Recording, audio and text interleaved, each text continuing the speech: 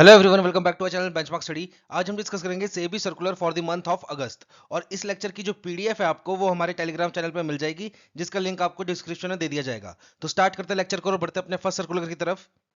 सबसे पहली न्यूज है हमारे रिलेटेड टू प्लेज फ्रेमवर्क के ऊपर। तो यहाँ पे सेबी ने क्या किया है, जो हमारा न्यू मार्जिन प्लेज फ्रेमवर्क था, इसकी जो इंप्लीमेंटेशन डेट थी लास्ट, उसको एक्सटेंड कर दिया है। अब ये कब तक इंप्लीमेंट हो जाना चाहिए? 10 अक्टूबर 2025 तक। अब यहां पे समझने वाली बात है कि ये न्यू मार्जिन प्लेज फ्रेमवर्क होता क्या है। तो देखो, प्लेज का बेसिक सा मतलब क्या होता है? प्लेज का बेसिक सा मतलब अगर आपने समझना है तो वो होता है गिरवी रखना। आप कोई चीज कोलेट्रल की फॉर्म में गिरवी रखते हो और बदले में पैसे उधार ले लेते हो। तो यहां पे क्या है, यहां पे हो रहा है क्या चीज आप गिरवी रख रहे हो? शेयर। किसी कंपनी के शेयर आपके डीमैट अकाउंट में पड़े हैं, उनको आप गिरवी रख रहे हो और बदले में पैसे उधार ले रहे हो। तो इसको हम बोलते हैं प्लेजिंग ऑफ शेयर। तो इसका जो पहले वाला फ्रेमवर्क था, उसमें काफी ज्यादा कॉम्प्लिकेशंस थी और उसमें काफी ज्यादा टाइम कंज्यूम होता था। इसलिए उसको रिमूव करने के लिए इन्होंने न्यू फ्रेमवर्क लॉन्च किया, जिसका नाम क्या है? New margin pledge framework. अब दोनों में अंतर क्या है, इसको एग्जाम्पल से समझते हैं। तो सपोज एक हमारे पास है, समझ लो राहुल नाम का आदमी। एक है राहुल नाम का आदमी, इसके पास समझ लो टोटल 200 शेयर है। 200 शेयर हैं, समझ लो Hyundai कंपनी के।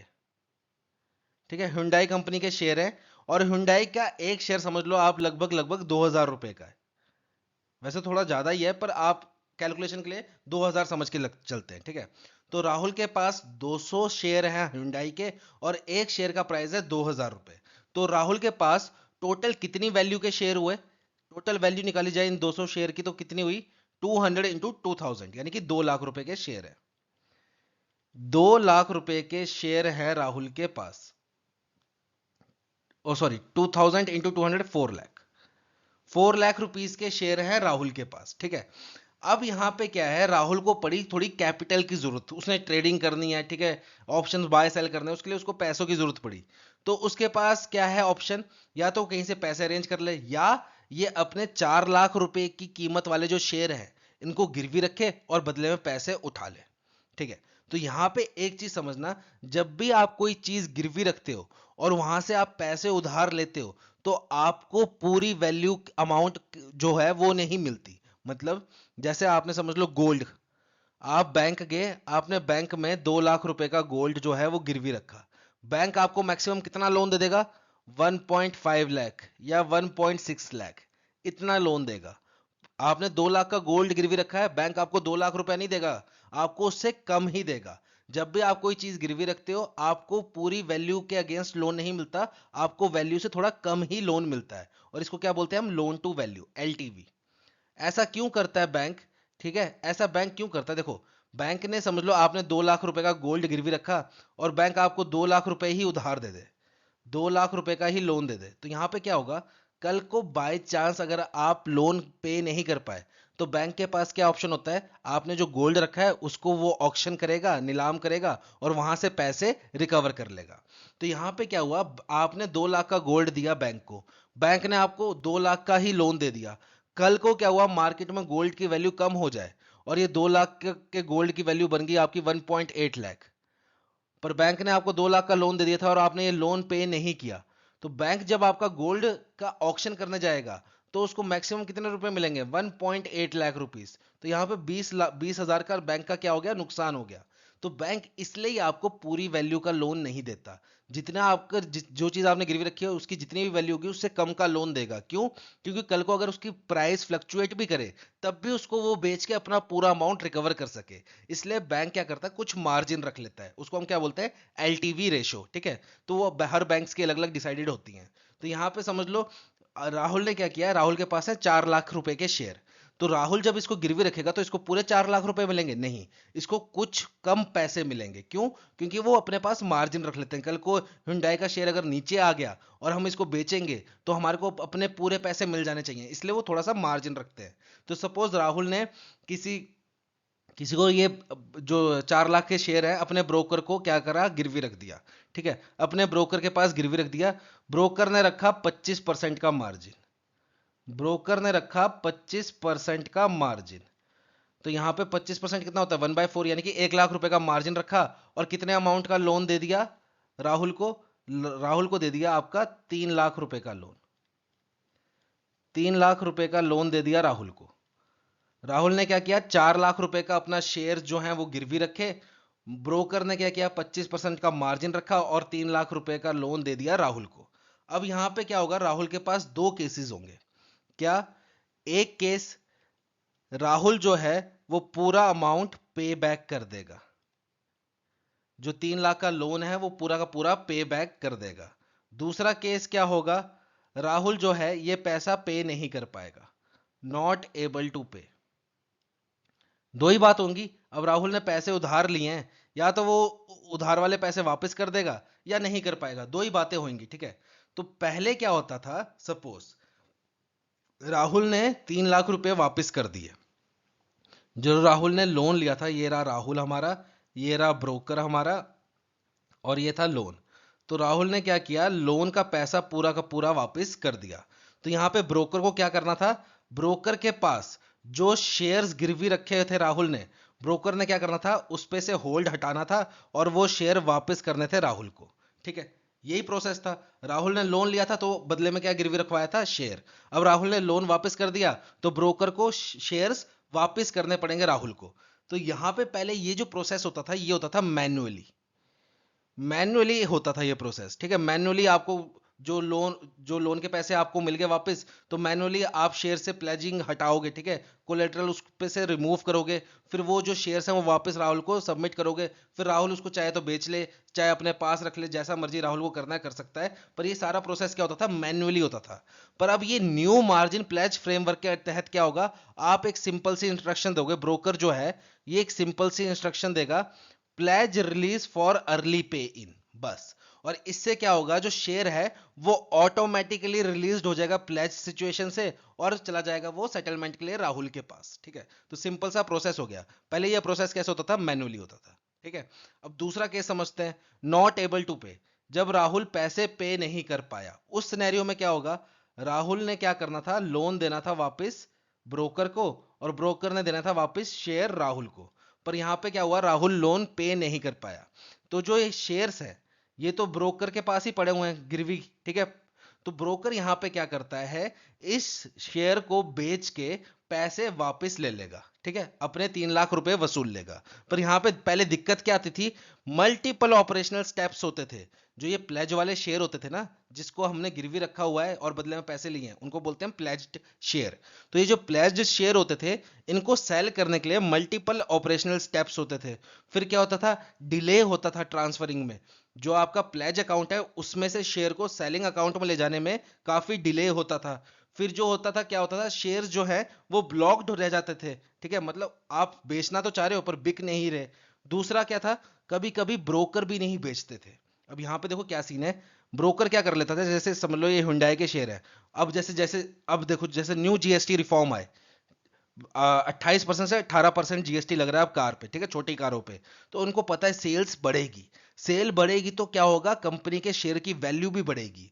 तो यहाँ पे ब्रोकर क्या सोच सकता है कि हुंडई के शेयर की वैल्यू अभी 2000 रुपए है, थोड़े दिन में और बढ़ेगी क्योंकि अब सेल्स बढ़ रही है, ऊपर से नवरात्रे सीजन है, दिवाली सीजन है, लोग और ज्यादा कार्स खरीदेंगे। तो क्या होगा, शेयर की वैल्यू और ज्यादा इंक्रीज हो जाएगी। तो ब्रोकर भी जानबूझ के नहीं बेचता था, ठीक है। ब्रोकर भी जानबूझ के अपने पास रख लेता था कि भाई और ज्यादा अमाउंट आएगा, शेयर की वैल्यू और ज्यादा होगी, तब इसको बेचेंगे हम। तो यहां पे क्या होता था, जो राहुल है इसका घाटा हो जाता था। क्यों, क्योंकि देखो यहां पे क्या होता है, मैं आपको सिंपल सा एग्जांपल समझाता हूं। समझ लो एक कार है, एक व्यक्ति ने लिया कार लोन, ठीक है। उसने ली 10 लाख की कार। तो 10 लाख की कार है तो उसको लोन मिलेगा 9 लाख रुपए, 8 लाख रुपए। तो सपोज इसने लोन लिया था 8 लाख रुपए का, लोन लिया था 8 लाख रुपए का, ठीक है। अब यहां पे क्या हुआ, इसने 8 लाख में से 6 लाख रुपया भर दिया और 2 लाख का लोन इसका भरना रह गया। 2 लाख का लोन ये भर नहीं पाया। तो यहां पे बैंक क्या करता है, इसकी कार हाइपोथिकेट होती है तो इसकी कार को अपने अंदर कैप्चर कर लेता है और इसकी कार की करता है ई ऑक्शन। तो जब इसकी कार की ऑक्शन होगी तो जितने अमाउंट में इसकी कार बिकेगी, समझ लो इसकी कार बिकी 3.5 लाख रुपए में, तो बैंक क्या करेगा, अपने 2 लाख रुपए लेगा इसमें से और बचे हुए 1.5 लाख रुपए जिसने कार लोन लिया था उसको देगा। तो बैंक का क्या मतलब होता है, जो मेरी वैल्यू है ना, मैं बस जो जैसे मैंने कोई चीज बेची नीलाम की, उसमें से जो पैसा है उसमें से मैं सिर्फ अपनी वैल्यू रखूंगा, और अगर पैसा बच गया तो वो वापस कस्टमर को दे दूंगा। तो यहाँ पे ब्रोकर ने समझ लो जैसे ये राहुल के 4 लाख रुपए के शेयर गिरवी रखे हैं। अब जिस दिन इसने पैसे देने थे राहुल नहीं दे पाया और ब्रोकर को बेचना चाहिए था, समझ लो उस दिन होंडाई के शेयर की कीमत थी आपकी, समझ लो 4,000 रुपए, समझ लो ऐसे हाइपोथेटिकली 4,000 रुपए की कीमत थी। तो यहाँ पे टोटल वैल्यू कितनी हो जाएगी शेयर्स की, 200 × 4,000, यानी कि 8 लाख रुपए के शेयर हो गए। तो यहाँ पे ब्रोकर क्या करेगा, इन शेयर को नीलाम करेगा, ठीक है, इनको सेल करेगा। पैसे कितने आए उसके पास, 8 लाख रुपए। उसने लोन कितने का दिया था, 3 लाख का। तो ये 8 लाख में से 3 लाख रुपया ब्रोकर रखेगा, बाकी 5 लाख रुपया राहुल को वापस करना पड़ेगा। ऐसे चलता है प्रोसेस, ठीक है। जितने अमाउंट का आपने लोन दिया है वो आप रिकवर करोगे, बचा हुआ रिमेनिंग अमाउंट आप कस्टमर को वापस करोगे। तो यहाँ पे ब्रोकर अपने पास क्या करते थे, शेयर पकड़ के बैठ जाते थे कि भाई कल को वैल्यू बढ़ेगी तब बेचेंगे। तो राहुल का क्या है, नुकसान हो रहा है, उसको पैसे मिल नहीं रहे, बचे हुए पैसे मिल नहीं रहे, तो यहाँ पे ये डिले होता था। तो यहाँ पे न्यू मार्जिन प्लेज फ्रेमवर्क के तहत क्या होगा, जिस दिन राहुल ने पैसे पे नहीं किए, ब्रोकर को सेम डे ही उस शेयर को सेल करना पड़ेगा, और जो अमाउंट है अपना अमाउंट कलेक्ट करके बचा हुआ अमाउंट कस्टमर को वापस करना पड़ेगा सेम डे में ही। कोई डिले नहीं करना पड़ेगा, कोई अपने पास होल्ड करके नहीं रख सकता कि कल को वैल्यू बढ़ेगी तब बेचेंगे। तो ये है हमारा न्यू मार्जिन प्लेज फ्रेमवर्क, ठीक है। बढ़ते हैं नेक्स्ट न्यूज की तरफ। नेक्स्ट न्यूज है हमारे रिलेटेड टू स्वागत एफआई के रिगार्डिंग। तो यहां पे सेबी ने क्या किया है, एक प्रपोजल रखा है कि हमें एक प्लेटफॉर्म बनाना चाहिए जिसका नाम क्या होगा, स्वागत एफआई। और यहां पे एफआई से क्या मतलब है हमारा, फॉरेन इन्वेस्टर्स। फॉरेन इन्वेस्टर्स के लिए हमें एक प्लेटफॉर्म बनाना चाहिए ताकि उनका रजिस्ट्रेशन प्रोसेस, उनका फंक्शनिंग प्रोसेस थोड़ा इजी हो सके, और उसका नाम क्या रखा है, स्वागत। तो यहाँ पे स्वागत की फुल फॉर्म इंपॉर्टेंट है, ये क्या है हमारा, single window automatic generalised access for trusted foreign investors. अब ये ट्रस्टेड फॉरेन इन्वेस्टर्स में कौन कौन आएंगे, वो इन्वेस्टर्स, फॉरेन इन्वेस्टर्स जो कि क्या है, लो रिस्क है एंड ट्रस्टेड बाय सेबी है। तो इसमें कौन कौन से आते हैं, बेसिकली इसमें आते हैं गवर्नमेंट ओन्ड फंड, जैसे बाहर की कोई कंट्री है उनकी गवर्नमेंट का कोई फंड है जो इंडिया में इन्वेस्ट कर रहा है, वो आएगा इसमें। जैसे कि समझ लो आपका एक तरीके से नॉर्वेज गवर्नमेंट पेंशन फंड, एक कोई नॉर्वेज गवर्नमेंट पेंशन फंड है, वो इंडिया में इन्वेस्ट कर रहा है, तो ये क्या हुआ, हमारा एक फॉरेन इन्वेस्टर हुआ। पर ये गवर्नमेंट का फंड है तो ये क्या होगा, लो risk and trusted by SEBI. दूसरा कौन आ जाएगा, जैसे सेंट्रल बैंक, बाहर के कोई सेंट्रल बैंक्स हैं, वो इंडिया के इंफ्रास्ट्रक्चर में, इंडिया के मार्केट में इन्वेस्ट कर रहे हैं, ठीक है, तो वो क्या आएंगे हमारे, low risk trusted by SEBI. फिर हमारे जैसे सोवरेन वेल्थ फंड होते हैं, फिर हमारे मल्टीलैटरल्स एंटिटी, जैसे आईएमएफ का कोई फंड है, ठीक है, वो इन्वेस्ट कर रहा है इंडिया में, वर्ल्ड बैंक का कोई, एडीबी का कोई फंड है जो कि इन्वेस्ट कर रहा है इंडिया में, तो वो क्या होंगे, हमारे फॉरेन इन्वेस्टर्स होंगे पर low risk and trusted by SEBI's. तो ये वाले जो कैटेगरी के लोग होंगे, जो इस कैटेगरी के फंड होंगे, उसको हम किस में रखेंगे, स्वागत एफआई में, ठीक है। अब यहाँ पे होगा क्या, इनको क्या फैसिलिटीज मिलेंगी, देखो एफआई जो फॉरेन इन्वेस्टर्स होते हैं वो हमारे दो टाइप के होते हैं। एक होता है हमारा एफपीआई, फॉरेन पोर्टफोलियो इन्वेस्टर्स, ठीक है, जो हमारी लिस्टेड कंपनीज में इन्वेस्ट करते हैं। दूसरा होता है हमारा एफवीसीआई, ये क्या होता है हमारा, फॉरेन वेंचर कैपिटल इन्वेस्टर्स। ये किसमें इन्वेस्ट करते हैं, स्टार्टअप्स में करते हैं।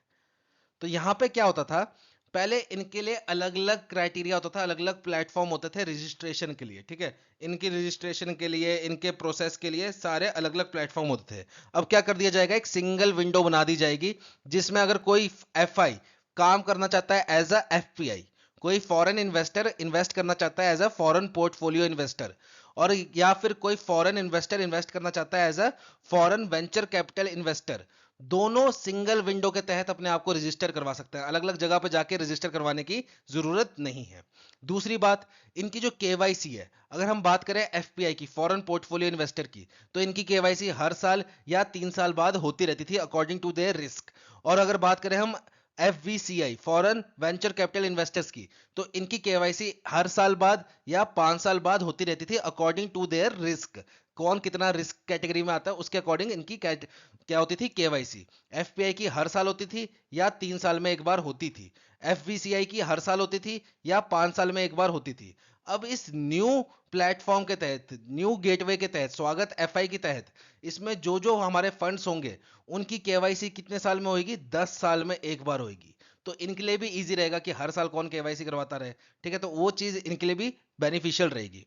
और लास्ट क्या है कि इनको सिंगल डीमैट अकाउंट से मल्टीपल ऑपरेशंस कर सकते हैं। अब इसका मतलब क्या है, सपोज एक फॉरेन इन्वेस्टर है जो कि इंडिया में इन्वेस्ट कर रहा है, और वो कर रहा है डिफरेंट कैटेगरी में इन्वेस्ट, जैसे कि समझ लो वो एफपीआई के थ्रू भी इन्वेस्ट कर रहा है हमारी लिस्टेड कंपनीज में, फिर वो एफवीसीआई के थ्रू भी इन्वेस्ट कर रहा है, फॉरेन वेंचर कैपिटल इन्वेस्टर के तहत भी इन्वेस्ट कर रहा है हमारे स्टार्टअप्स में, ठीक है, स्टार्टअप्स में, फिर वो अदर इन्वेस्टमेंट व्हीकल्स का भी यूज कर रहा है जैसे कि म्यूचुअल फंड्स और ईटीएफ में भी इन्वेस्ट कर रहा है फॉरेन इन्वेस्टर, ठीक है, तो वो तीन कैटेगरी में इन्वेस्ट कर रहा है इंडिया में। तो पहले क्या होता था, इसको अलग अलग डीमेट अकाउंट्स ओपन करने पड़ते थे। अब ये स्वागत एफआई के तहत ये तीनों फैसिलिटी, जैसे कि वो इन्वेस्ट कर रहा है म्यूचुअल फंड एंड ईटीएफ, ठीक है, तो अब ये तीनों कैटेगरी में इन्वेस्ट कर सकता है एक सिंगल डीमेट अकाउंट से अंडर स्वागत एफआई। तो ये चीज सेबी ने क्या किया है, प्रपोज की है, ठीक है, तो यहां पे आने वाले टाइम में इसको एप्लीकेबल भी कर देगा सेबी, क्योंकि बेनिफिशियल है हमारे फॉरेन इन्वेस्टर्स के लिए। देखो इंडिया की जो शेयर मार्केट है अभी पीछे जैसे इतनी क्रैश क्यों कर रही थी, क्योंकि जो फॉरेन इन्वेस्टर्स हैं वो अपने पैसे सारे बाहर निकाल रहे थे, वो विड्रॉ कर रहे थे इंडिया मार्केट से, तो उनको और ज्यादा कंफर्ट जोन प्रोवाइड करने के लिए सेबी ने ये स्वागत एफआई का प्रपोजल रखा है, ठीक है। बढ़ते हैं नेक्स्ट न्यूज की तरफ। नेक्स्ट न्यूज है हमारे related to SIF, specialised investment fund.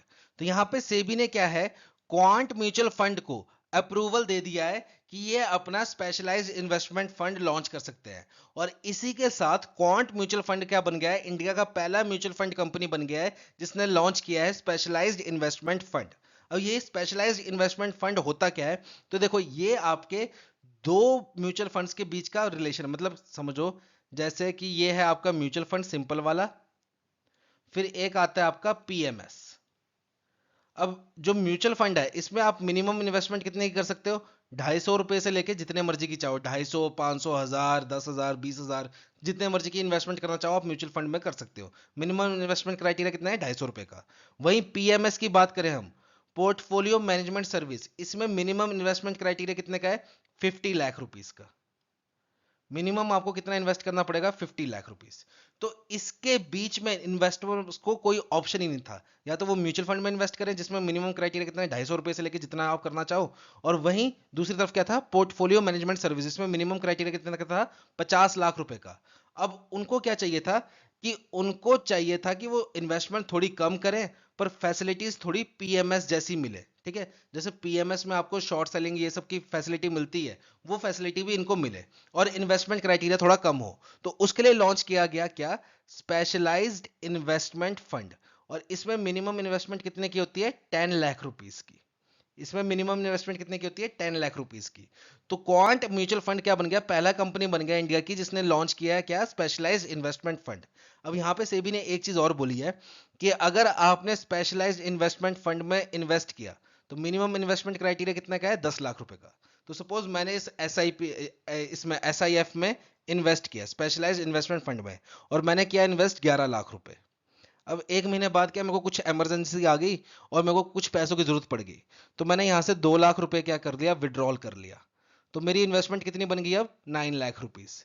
तो यहाँ पे सेबी ने क्या बोला है, आपको मिनिमम इन्वेस्टमेंट क्राइटेरिया 10 लाख का तो है ही, पर आपको वो पूरे टाइम मेंटेन करके रखना पड़ेगा। जैसे ही आपकी इन्वेस्टमेंट 10 लाख से नीचे गई तो आपको क्या है, 30 दिन का टाइम मिलेगा, 30 दिन के अंदर आपको और पैसे डाल के उसको वापस 10 लाख पे लेके जाना पड़ेगा। जैसे मैंने 2 लाख रुपए निकाला, मेरी इन्वेस्टमेंट कितने में पहुंच गई, 9 लाख रुपए पे। तो मेरे को यहाँ पे सेबी 30 दिन का टाइम देगा, 30 दिन में मेरे को 1 लाख रुपए वापस डालना पड़ेगा और अपनी इन्वेस्टमेंट को 10 लाख पे लेके जाना पड़ेगा। अगर मैं ऐसा नहीं करता हूं और 30 दिन तक मेरी इन्वेस्टमेंट वापस 10 लाख वाले क्राइटेरिया को मैच नहीं करती है, तो 30वें दिन क्या होगा, मेरे फंड की जितनी भी वैल्यू बनी होगी उसको वो क्या कर देंगे, बेच देंगे, और जितना भी पैसा बना होगा वो सारा का सारा मेरे अकाउंट में ट्रांसफर कर देंगे। मतलब एक तरीके से मेरे को स्पेशलाइज्ड इन्वेस्टमेंट फंड से बेदखल कर दिया जाएगा, मेरी इन्वेस्टमेंट को क्या कर दिया जाएगा, बेच दिया जाएगा, और उसका जितना भी पैसा बनेगा वो सारा का सारा मेरे अकाउंट में क्रेडिट कर दिया जाएगा, अगर मैं वो 10 लाख वाला क्राइटेरिया 30 दिन में मैच नहीं करता। तो ये है आपका स्पेशलाइज्ड इन्वेस्टमेंट फंड। अब यहां पर सिर्फ एक क्वेश्चन और बन सकता है आपका, वो क्या है कि कौन सी कंपनी जो है वो स्पेशलाइज्ड इन्वेस्टमेंट फंड को लॉन्च कर सकती है। तो यहां पे देखो दो क्राइटेरिया, एक जो पुरानी कंपनीज हैं जो चली आ रही हैं, जो 2010 से 15 से 20 से चली आ रही हैं, उनके लिए अलग क्राइटेरिया है। एक कंपनी होगी जैसे जैसे समझ लो कोई म्यूचुअल फंड कंपनी जनवरी में ओपन हुई है, जनवरी 2025 में, तो उसके लिए क्राइटेरिया अलग रखा है। अब यहाँ पे क्या है, अगर आपकी कंपनी है ओल्ड कंपनी, तो आपकी कंपनी को रनिंग के कम से कम ऑपरेशनलिटी के कम से कम 3 साल हो जाना चाहिए। मतलब 3 साल से लगातार आपकी कंपनी चलती रहनी चाहिए, और आपकी कंपनी जो AUM मैनेज कर रही है उसकी वैल्यू कितनी होनी चाहिए, एटलीस्ट 10,000 करोड़। अब AUM क्या होता है, एसेट अंडर मैनेजमेंट। कितने अमाउंट का फंड आप मैनेज कर रहे हो, कितने अमाउंट का फंड आप म्यूचुअल फंड्स में इन्वेस्ट कर रहे हो, उसको हम क्या बोलते हैं, AUM, एसेट अंडर मैनेजमेंट। तो ओल्ड कंपनीज के लिए क्या है, कम से कम 3 साल ऑपरेशनल होनी चाहिए, और AUM जो मैनेज कर रहे हैं वो एटलीस्ट कितने का होना चाहिए, 10,000 करोड़ का। अब न्यू कंपनी जो है, जैसे समझ लो एक कंपनी है वो जैन 2025 में ओपन हुई है। अब ये 3 साल का एक्सपीरियंस लाएगी तो इसको तो हो जाएगा 2028, पर ये चाहती है कि मैं आज ही लॉन्च करूं। तो इसके लिए क्या क्राइटेरिया रखा है, इसके लिए बोला गया है कि आपको क्या करना पड़ेगा, अगर आपने SIF लॉन्च करना है तो आपको 2 बंदे क्या करने पड़ेंगे, अपॉइंट करने पड़ेंगे। 2 बंदे अपॉइंट करने पड़ेंगे, कौन कौन से, एक अपॉइंट करना पड़ेगा आपको CIO, चीफ इन्वेस्टमेंट ऑफिसर, और दूसरा कौन अपॉइंट करना पड़ेगा आपको, दूसरा अपॉइंट करना पड़ेगा आपको AFM, एडिशनल फंड मैनेजर। अब ये CIO आप किसको अपॉइंट करोगे, ऐसे ही नहीं किसी को आपने अपॉइंट किया और बिठा दिया कि आप हमारी कंपनी के CIO, नहीं, उसके लिए भी क्राइटेरिया है। जो आप CIO अपॉइंट करोगे उसको एटलीस्ट 10 years का एक्सपीरियंस होना चाहिए, और इसने कितने अमाउंट का AUM मैनेज किया होना चाहिए, एटलीस्ट 5,000 करोड़ का। एटलीस्ट 5,000 करोड़ का AUM मैनेज किया होना चाहिए, एसेट अंडर मैनेजमेंट, और 10 साल का एक्सपीरियंस होगा जिस व्यक्ति को, उसी को आप क्या अपॉइंट कर सकते हो, CIO। और वहीं एडिशनल फंड मैनेजर अगर आपने अपॉइंट करना है किसी व्यक्ति को, तो उसके पास कम से कम 3 साल का एक्सपीरियंस होना चाहिए, और उसने कितना AUM मैनेज किया होना चाहिए, एटलीस्ट 500 करोड़ का। फिर आप क्या कर सकते हो, अपना स्पेशलाइज्ड इन्वेस्टमेंट फंड लॉन्च कर सकते हो। इस कंपनी को क्या करना पड़ेगा, पर ये 2 बंदों को अपॉइंट करना पड़ेगा विद दिस मच क्राइटेरिया, उनके पास ये चीजें होनी चाहिए। जिनको आप अपॉइंट करोगे उनके पास ये चीजें होनी चाहिए, फिर आप उनको अपॉइंट करो, फिर आप क्या कर सकते हो, अपना स्पेशलाइज्ड इन्वेस्टमेंट फंड लॉन्च कर सकते हो। ठीक है, बढ़ते हैं नेक्स्ट न्यूज की तरफ। नेक्स्ट न्यूज है हमारे रिलेटेड टू IDBI बैंक। अब यहाँ पे गवर्नमेंट ऑफ इंडिया ने क्या बोला है कि हम IDBI बैंक को करेंगे प्राइवेटाइज। तो इसके लिए उनको क्या करना पड़ेगा, डिसइन्वेस्टमेंट करने की पड़ेगी। डिसइन्वेस्टमेंट मतलब जो उनका शेयर होल्डिंग है उसको वो क्या करेंगे, डाइल्यूट करेंगे, बेच देंगे। तो यहाँ पे देखो गवर्नमेंट ऑफ इंडिया की शेयर होल्डिंग कितनी है इसमें, गवर्नमेंट ऑफ इंडिया की है 45.48% की। वहीं LIC की कितनी है, LIC की है आपकी 49.24% की। तो मतलब देखो LIC भी क्या है, गवर्नमेंट ओन्ड ही है। तो यहाँ पे कुल मिला के अगर LIC और गवर्नमेंट की दोनों की मिला के देखें तो हम कितनी है, 94.72%। और गवर्नमेंट ऑफ इंडिया क्या चाहती है, हम इस 94.72 में से 60.7% क्या कर देंगे, डिसइन्वेस्ट कर देंगे, बेच देंगे अपना हिस्सा। और जो क्या करेंगे, हम प्राइवेट प्लेयर्स को बेच देंगे, जिससे क्या होगा, IDBI बैंक को हम कर देंगे प्राइवेटाइज। तो इसके लिए सेबी ने भी अप्रूवल दे दी है।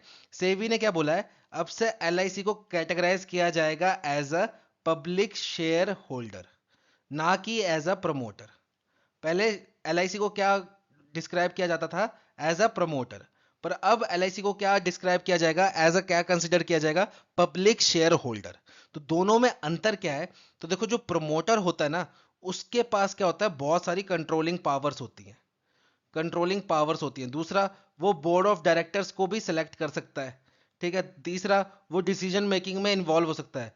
IDBI बैंक के कोई डिसीजन मेकिंग करना है तो उसमें इन्वॉल्व हो सकता है प्रमोटर। ठीक है, फिर वो काफी ज्यादा इन्फ्लुएंस कर सकता है कंपनी को। तो ये सब राइट्स होते हैं किसके पास, प्रमोटर के पास। पर वही सब राइट्स पब्लिक शेयर होल्डर के पास नहीं होते। पब्लिक शेयर होल्डर के पास एक सिंपल सा राइट होता है, क्या, वोटिंग राइट का, बस, और कुछ नहीं। ठीक है, वो ज्यादा कोई इन्फ्लुएंस नहीं कर सकता कंपनी को, ना कोई उनके डिसीजन मेकिंग में इन्वॉल्व हो सकता है, ना बोर्ड ऑफ डायरेक्टर को सिलेक्ट कर सकता है। ऐसा कोई राइट नहीं होता पब्लिक शेयर होल्डर के पास। तो LIC ने, सेबी ने क्या बोला है, LIC को अब कंसिडर किया जाएगा, रिक्लासिफाइड किया जाएगा as a public share holder. और LIC को क्या करना पड़ेगा, अपना स्टेक 49.24% से घटा के कितना करना पड़ेगा, 15% पे ले आना पड़ेगा। मतलब जो LIC की ओनरशिप है वो क्या होनी चाहिए, लेस देन इक्वल्स टू 15% होनी चाहिए इन IDBI बैंक। ज्यादा नहीं होनी चाहिए, इससे कम होनी चाहिए। फिर उसको हम क्या कंसिडर कर लेंगे, as a public share holder. और ये इसको कितने साल में करना है, अगले 2 साल में ये क्राइटेरिया फुलफिल करना है। साथ ही साथ जो इनका वोटिंग राइट्स है वो कितना कर दिया, मैक्सिमम 10% का। और अब से एल का कोई ना डायरेक्ट ना इनडायरेक्ट कंट्रोल रहेगा किसके ऊपर, बैंक के ऊपर, ना बोर्ड रिप्रेजेंटेशन के ऊपर। वही सिंपल सी बात, मतलब इनके पास ना कोई कंट्रोलिंग पावर रहेगी जो प्रमोटर के पास होती है, ना ये बोर्ड ऑफ डायरेक्टर्स को सिलेक्ट कर सकते हैं जो प्रमोटर कर सकते हैं, ना ये डिसीजन मेकिंग में इन्वॉल्व हो सकते हैं जो कि प्रमोटर हो सकते हैं। क्योंकि पहले ये क्या था, प्रमोटर था, अब इसको रिक्लासिफाइड कर दिया as a public share holder. तो इनको अपना जो क्या कहते हैं शेयर होल्डिंग है आईडीबीआई बैंक में, वो कितनी करनी पड़ेगी, अप टू 15% और less in with in 2 years। ठीक है, तो ये था आपका SEBI circular for the month of August. बहुत जल्द मिलेंगे आपको नई वीडियो के साथ। Till then have a nice day.